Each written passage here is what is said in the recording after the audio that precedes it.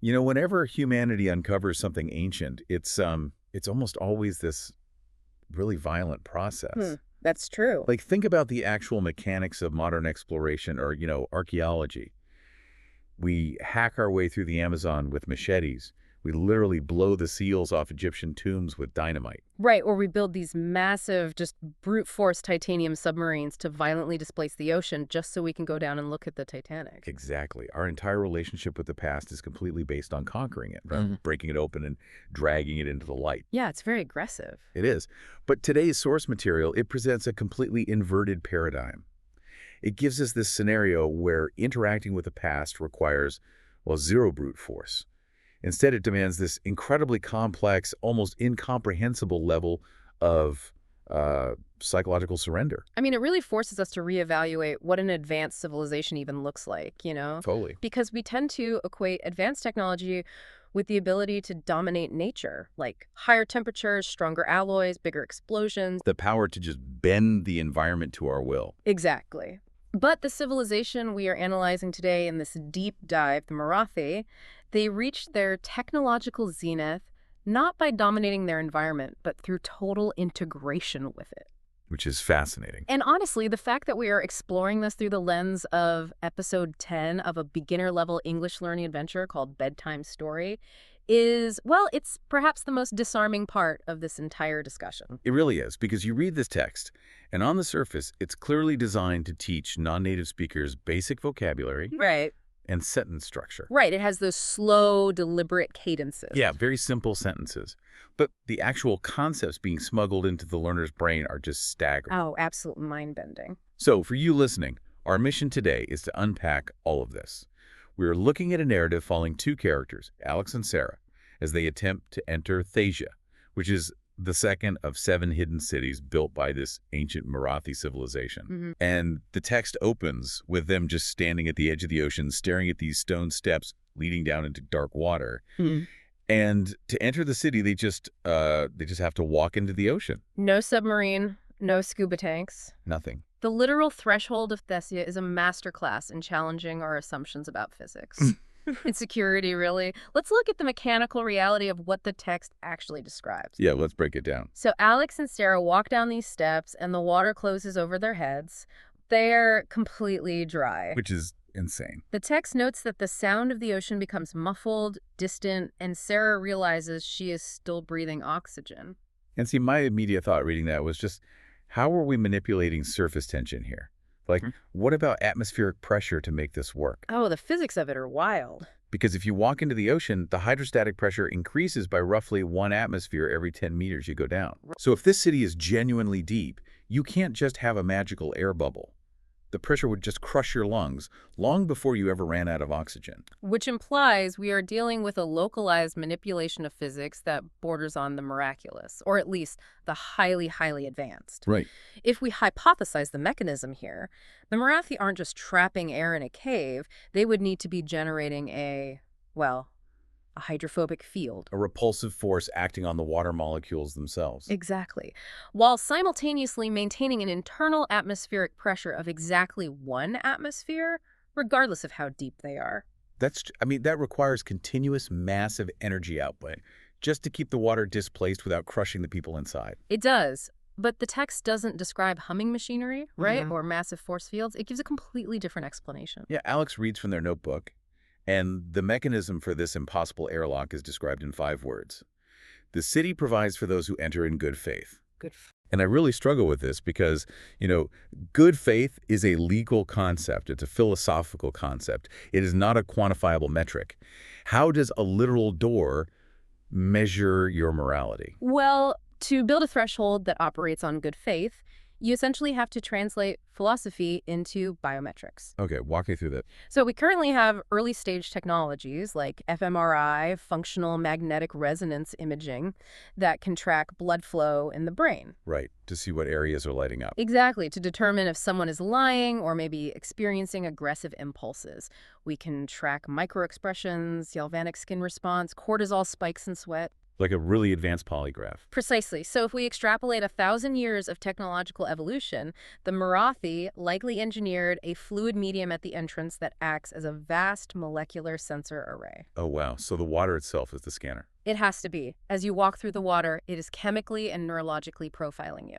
That's terrifying and amazing. Right. It is reading your dopamine levels, your neural pathways, perhaps even the specific electrical firing patterns that are associated with predatory intent versus, say, curious or benign intent. So it knows why you're there. Yes. If your neurological signature aligns with conquest, the hydrophobic field collapses, the water floods in, and the pressure crushes you. Brutal. But if your signature aligns with good faith, the field maintains that one atmosphere pocket around you, allowing you to walk down the steps breathing normally. I mean, I see the logic, but I am just incredibly skeptical of a biometric moral compass. Why is that? Because morality is entirely subjective. What if an invader genuinely believes they are doing the right thing by conquering this city? What if they think they're the hero? That's a valid point. Or what if someone has incredibly pure intentions but is just terribly clumsy? Or incompetent? Like, does the door let in a well-meaning fool who might accidentally destroy the whole city? Well, that is the flaw in any automated security system. No matter how advanced it gets, you are ultimately relying on the programmer's definition of good faith. Right. Their bias is built into the door. Exactly. Yeah. The Marathi coded their own ethical framework into this threshold. We don't know what their exact parameters were, but the narrative evidence shows that Alex and Sarah pass the test. They do. They make it through. They descend into this dry pocket, and as they walk deeper, they encounter the city's power source. And once again, it completely defies our modern industrial logic. Yeah, this part is beautiful. The walls of the descent are covered in this thin, moss-like substance that glows with a soft, pulsing blue light. Mm-hmm. And Sarah goes to touch it and realizes it is literally breathing. The entire city of Thesia is powered by bioluminescence. We were talking about organisms producing their own light. The mechanics of bioluminescence are pretty well understood in marine biology today, actually. Like with certain jellyfish and stuff. Yeah, it is essentially a chemical reaction. A light-emitting molecule, luciferin, reacts with an enzyme called luciferase, all in the presence of oxygen and ATP. ATP being the energy currency of the cell. Exactly. What we see in creatures like the Hawaiian bobtail squid or, deep-sea anglerfish, it's fascinating, but it is highly localized. Right, it's just one little animal. But the Marathi took this biological process and scaled it to the level of civic infrastructure. And scaling it is the part that hurts my brain. Yeah. Like, to light an entire massive city streets, buildings, public squares, you would need an astronomical amount of ATP and nutrient flow just to keep these organisms alive, let alone luminous. Oh, absolutely. You can't just paint glowing moss on a wall and walk away. You have to feed it. Which means the architecture of the city itself must function like a vascular system. Like veins and arteries in a body. Yes. The walls aren't just stone. They are porous, highly engineered substrates designed to channel nutrient-rich seawater directly to these organisms. That's incredible. So the pulsing light, Sarah observes, that breathing effect, is likely the metabolic rhythm of the organisms processing the nutrients and oxygen from the ocean currents. It is just a stunning contrast to how we generate power today. I mean, we dig coal out of the ground, we set it on fire to boil water, to spin a turbine just to push electrons down a copper wire. And losing massive amounts of energy as heat along the way. Exactly. Our grid is noisy, it's hot, it's destructive, and it's constantly degrading. And the Marathi, they just cultivated a symbiotic relationship with a bacteria, or maybe algae. They engineered an infrastructure that literally heals itself, feeds itself, and runs at near 100% efficiency without producing toxic waste. It is the ultimate expression of biointegration, but the bioluminescence is only the surface layer of their engineering prowess. Right, there's the actual physical city. Yeah, because when Alex and Sarah finally step off those stairs and look at Thesia itself, they see tall buildings of white stone, wide streets perfectly preserved, and fish just casually swimming through the open windows and doors. Which is a crazy visual. And this city has been sitting at the bottom of the ocean for a millennium. Let's talk about the physics of that preservation, please, because structurally, this place should be a pile of pulverized dust. It really should. If this city is at the bottom of the sea, the hydrostatic pressure is immense. As we said earlier, water is incredibly heavy. When we build a dam today, we have to build a monolithic wall of reinforced concrete, hundreds of feet thick, just to hold back a single lake. Right. If the ocean currents were pushing against these white stone buildings for 1,000 years, the lateral forces alone would have sheared them right off their foundations. You are identifying the exact reason modern engineering struggles so much with the ocean. Our approach is entirely based on resistance. We fight it. Exactly. We build a wall to stop the water. Okay. But water is relentless, and kinetic energy always wins over a long enough timeline. It always wins. But Sarah observes something crucial as they walk through that main street. She notices the design of the buildings. Every wall has openings, windows, and structural gaps set at very specific calculated angles. Right. She realizes the water isn't pushing against the buildings. It is flowing through them. The Marathi applied advanced fluid dynamics to their architecture. Instead of presenting a flat, bluff body to the ocean current, which, maximizes drag and pressure, they turned the entire city into a permeable structure. Wow. By angling the apertures, they are utilizing the Venturi effect and Bernoulli's principle. Okay, what does that mean in practical terms? As water approaches the building, it is channeled through these specific openings. This accelerates the flow, but it actually decreases the localized pressure on the structure itself. So they essentially turn their buildings into hydrodynamic sails. That's a perfect way to describe it. Instead of taking the punch from the ocean, they redirect the energy. Precisely. They dissipated the kinetic energy of the currents by allowing the water to pass through the city with minimal resistance. That's so smart. But it requires a level of computational fluid dynamics that is, frankly, astonishing. I mean, they had to model the ocean currents, the tidal shifts, the storm surges, and calculate the exact geometry of every single building so that the city as a whole acts as a giant shock absorber.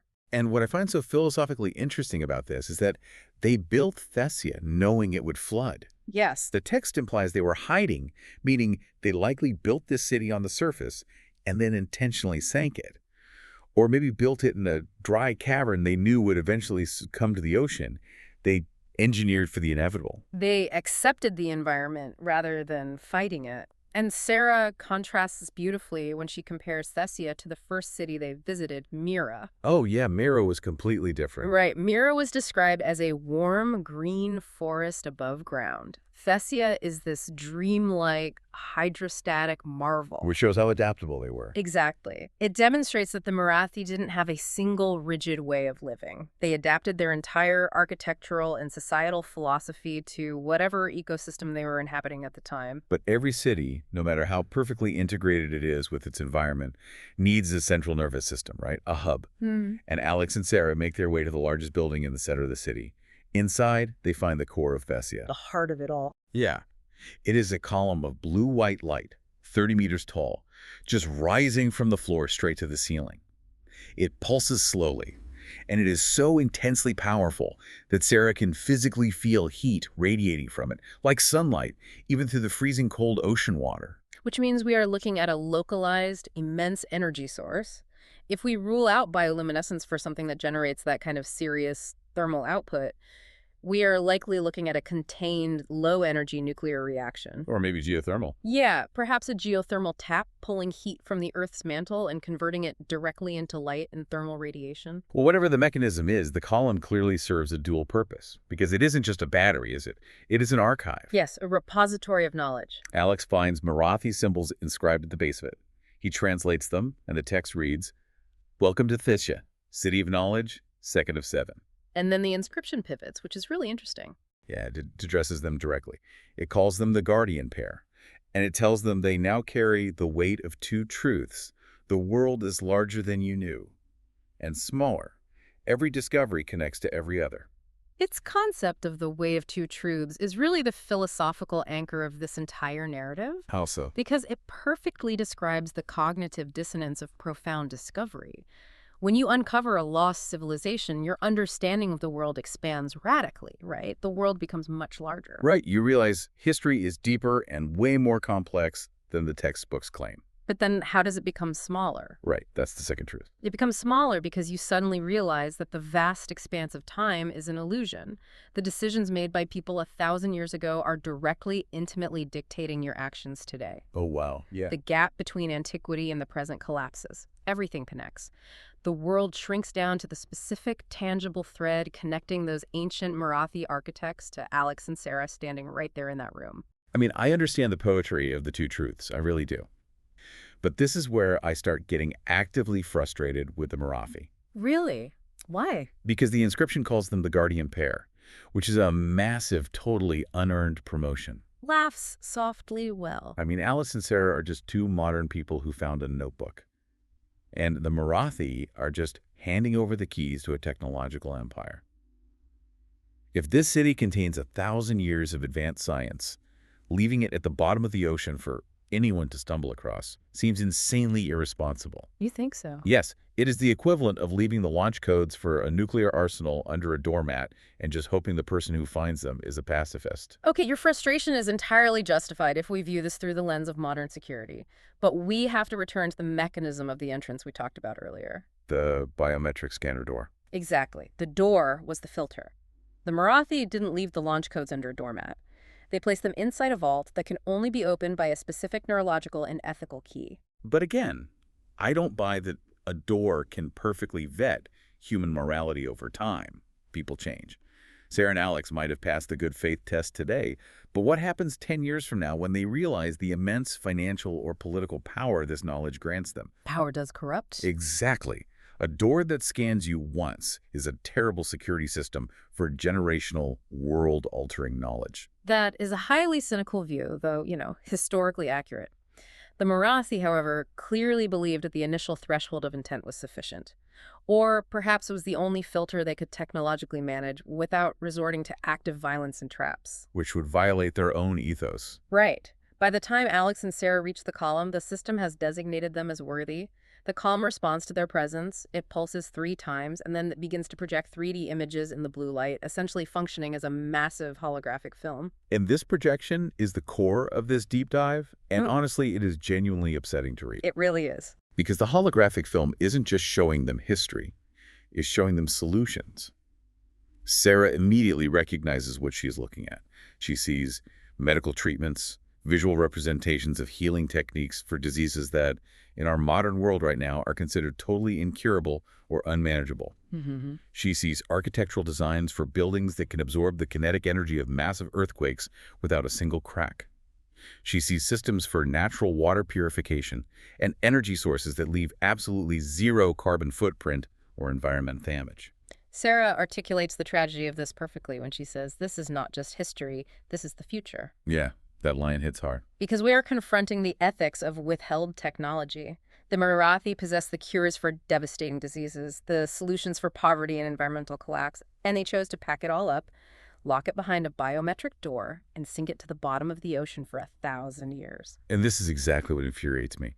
How can anyone argue the Marathi were a moral civilization? Because of the context of humanity at the time. But if you have the cure for cancer or tuberculosis or whatever devastating plagues ravaged humanity over the last millennium, and you choose to hide it, you are complicit in the suffering of millions. It's a tough pill to swallow. You don't get to claim the moral high ground just because you love bioluminescent algae. Yeah. They watched the Dark Ages happen. They watched the Black Death. They watched 2 world wars. And they kept the cure for human suffering locked in a flooded basement. That isn't good faith. That is staggering arrogance. I hear you. It is the ultimate trolley problem, but scaled to a planetary level. You are arguing for immediate intervention to stop suffering. Of course. But let's look at the systemic consequences of introducing hyper-advanced technology to a primitive or ethically immature civilization. We have historical precedents for this. Sure. Whenever a technologically dominant culture introduces advanced tools to a less developed one, the result is almost universally destabilization, exploitation, and often genocide. But giving people clean water and medicine isn't going to cause a genocide. But the technology doesn't exist in a vacuum, does it? If you give a 12th century monarch an infinite zero-damage energy source, do they use it to heat the homes of the peasantry? Or do they use it to forge invincible armor and conquer their neighbors? Well, yeah, okay. They'd probably conquer their neighbors. The Marathi understood that knowledge, when separated from moral maturity, instantly becomes a weapon. If they handed over their engineering and medical secrets to humanity prematurely, humanity would have weaponized the energy sources. They would have monetized the medical cures to create an even more oppressive hierarchy. So their solution is just non-interference. Like, let the children touch the stove so they learn fire burns. Well, the compartment that opens at the base of the column actually provides the Marathi's explicit justification for this. It reveals a stone tablet and a new key, and the tablet contains their ultimate directive. Right. Carry this knowledge into the world, not as power, as service. Yes, this is the crux of their philosophy. They were waiting until humanity produced individuals who fundamentally understood the difference between power and service. It's a heavy test. It is. The 1,000 years of suffering wasn't a punishment. In their eyes, it was an incubation period. They had to wait until the species was capable of receiving the gift without turning it into a sword. Which, again, places an unimaginable burden on Alex and Sarah. They are now the arbiters of this knowledge. Yep. And I find the text portrayal of Alex in this specific moment so profoundly realistic. Oh, it's great. While Sarah is having this deep existential crisis about the ethics of withheld medical treatments, Alex does exactly what any modern human would do. He pulls out his smartphone and starts recording the holographic projection. It perfectly grounds the narrative, doesn't it? Yeah. We are dealing with ancient glowing monoliths and deep ethical philosophy, and then we have a guy making sure his iPhone has enough storage space. Yeah. Sarah looks at him and asks, "Are you getting all of this?" And Alex just says, "Every second." We are so deeply conditioned to require digital proof. In our society, if you don't have video evidence, the experience just didn't happen. Epistemologically, we no longer trust our own memories or even the spoken word. We only trust the data file. But there's a very practical reason Alex needs to record this too, because they aren't going to be able to stay and memorize it. Right. The environment violently shifts from philosophical contemplation to acute physical danger. It turns on a dime. The rest of the translation on the column provides a severe warning. It says, "The hollow men have entered the water too. They found the entrance. They are one day behind you." Now, we don't get a physical description of the Hollow Men in this specific text, but their function is incredibly clear. They are the antagonists, the pursuers. Exactly. And this warning just completely shatters the serenity of the underwater city. Mm. You know, you are standing in the quietest, most perfectly preserved place on Earth, and this ancient machine calmly informs you that your worst enemies are quite literally in the water above you. The vibe goes from a museum tour to an escape room instantly. Totally. The Hollow Men serve as the narrative foil to Alex and Sarah. If the protagonists represent good faith and the intent to use knowledge as service, the Hollow Men represent the exact historical inevitability the Marathi feared. The bad faith actors. Yes. They represent the desire to acquire knowledge, specifically to wield it as power. Which brings me back to my issue with the good faith door. If the hollow men are the epitome of bad faith, why does the column say they have entered the water? Why didn't the ocean crush them on the stairs? It's a critical observation. But look closely at the text. It says they found the entrance and they have entered the water. Okay. It does not explicitly state they successfully passed the threshold into the dry air pocket. It is entirely possible the Hollow Men are currently outside the city, utilizing brute force technology like advanced submarines or heavy diving gear to physically breach the perimeter, precisely because the good faith filter rejected them. That makes sense. Alternatively, if they did pass the threshold, it implies they have figured out how to spoof the biometric sensors. Spoof the morality scanner. Yeah.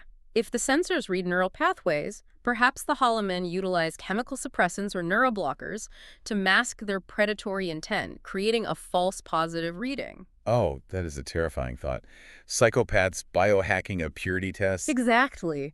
But whatever their method, the urgency is absolute. The column's final directive is clear. Do not linger. Take what is offered. Go. The Marathi built a city that waited 1,000 years, but they afford the chosen guardians exactly 0 seconds of rest. The contrast is brilliant. A millennium of patience instantly dissolved into a ticking clock scenario. Alex and Sarah grab the stone tablet, they take the new red key, and they run.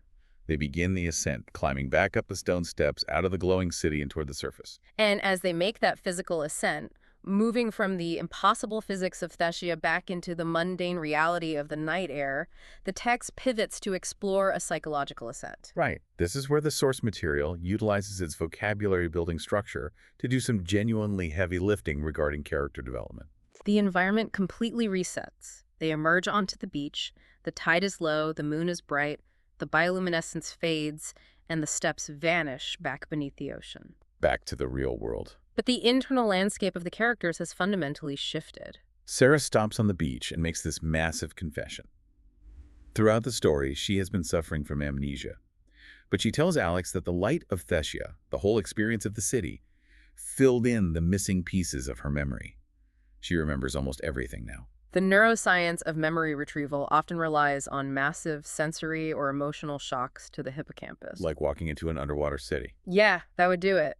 The profound, paradigm-altering experience of walking through Thessia, combined with the intense stress of the Holomen's pursuit, likely triggered a flood of neurochemicals that bypassed the block in her neural pathways. Well, with her memory restored, she looks at Alex and addresses the elephant in the room. Ah. She says, I remember everything I said to you. On the beach, before we went in, I meant every word. A huge moment. She is confirming that her emotional connection to him isn't an artifact of the amnesia or trauma bonding. It is genuine. And Alex's response is the most grounded moment in the entire text. Right. He doesn't panic. He doesn't give dramatic speech. The waves are crashing. They are literally being hunted. And he just looks at her and says, I know. This emotional climax actually intertwines perfectly with the linguistic goals of the text. Remember, as we said, this is an English learning adventure at its core. Right, the vocabulary list. The text highlights specific vocabulary words for the learner. Let's look at the etymology and thematic application of those words. Because the vocabulary list isn't just random, is it? Far from it. The text focuses on physical words first. Bioluminescent and preserved. These define the environmental reality of Thessia. Then it focuses on foreshadowing words, dormant and ember. These hint at the geological reality of their next destination. Right. But the critical words are the emotional anchors, hesitation and intact. So how do those specific words operate in the narrative? Look at the concept of being intact. The city of Thessia remained intact against the crushing hydrostatic pressure of the ocean because it allowed the water to flow through it. The Venturi effect we talked about. Oh, exactly. Similarly, Sarah's true personality and her feelings for Alex remained intact despite the crushing psychological pressure of her amnesia. She allowed the experience to flow through her, recovering herself without hesitation. Oh. The linguistic choices deliberately mirrored the physical engineering of the Marathi. So the psychological architecture mirrors the physical architecture. I love that. And this actually brings us to the final and perhaps most vital instruction left by the Marathi. On the tablet. Yeah, the stone tablet gave them the directive about service versus power, but it also gave them the operational protocol for surviving the journey to the remaining 5 cities. It says, bring fire of spirit, not fear, and trust above all, trust the one beside you. Which is the ultimate security protocol. Exactly. I know I was complaining earlier about the good faith door being a flimsy lock for a millennium of medical miracles. But this final instruction reframes the entire concept of security. It really does. The Marathi knew that the physical keys, the Tide key, the glowing red key, could be stolen. They knew biometric doors could eventually be spoofed or bypassed by brute force like we just discussed. They realized that physical encryption always fails eventually. Because it's just math and mechanics. Exactly. The only encryption that cannot be mathematically cracked or physically stolen by the Holomen is the genuine, tested trust between two human beings. Yeah. The Holomen operate on power, coercion, and fear. They can never replicate mutual trust. Therefore, trust is the one asymmetrical advantage Alex and Sarah actually possess. It is a phenomenal concept. Yeah. So armed with this unbreakable trust and, a backpack full of impossible knowledge recorded on an iPhone, they have to plan their next move. They do a quick inventory on the dark beach. They do.